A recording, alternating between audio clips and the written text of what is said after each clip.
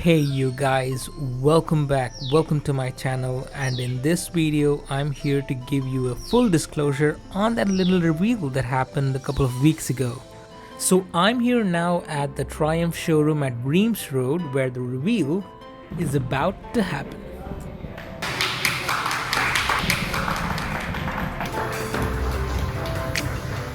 Meet my new Triumph Street Triple R. I'm gonna call her Seraphina, or Sera for short.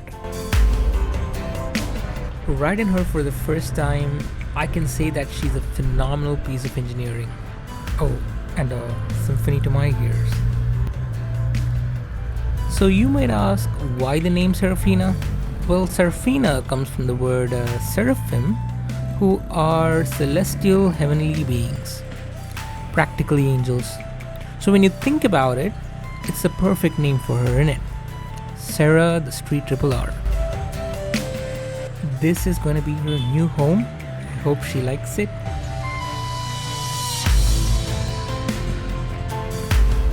I still can't believe it, but she's mine and that's the truth. So why did I pick the Street Triple R? It's not the value for money option. If you want value for money, it's always the Kawasaki Z900. But still, why?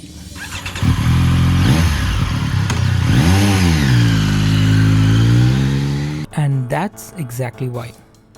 Let me tell you a story. It's about 9-10 years ago. Don't remember the time exactly, but the sound, that I remember. I was on a bus that day, probably on my way to work, and that's when I heard it. The symphony of the 3 cylinders for the first time. I could hear it from a mile away. I was like a dog with its head out the window waiting for it to come and pass by. And that's when I saw it and heard it. The Triumph Daytona 675. I fell in love with it immediately, on that day, at first sight, right there. You could argue that if Daytona's your game, you could have gone for the Daytona 660. But my personal opinion, the Daytona 660 is not a true successor to the 675. It may have its name, but it doesn't have its DNA. But the Street Triple here, on the other hand, is just a Daytona stripped of its fairings. So as far as I can see, the Street Triple R is the spiritual successor to the Daytona. Minus the fairings and the clip-ons, it's Daytona through and through. On that day, 9 years ago, when I first saw the Daytona, I went straight home and googled its price. And I was completely heartbroken. When I spoke to my parents about it, the usual monologues came out.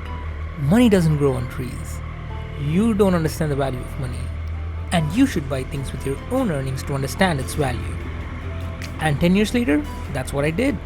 It took me 10 long years, but I did it.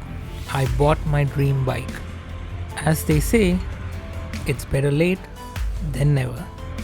On that note, I just want to say, keep fighting for your dreams. Put effort into it. Don't ever give up, because it's never too late. And with that, thank you for watching. I hope you really enjoyed this video. See you soon in the next one. Until then, bye bye, take care, stay safe.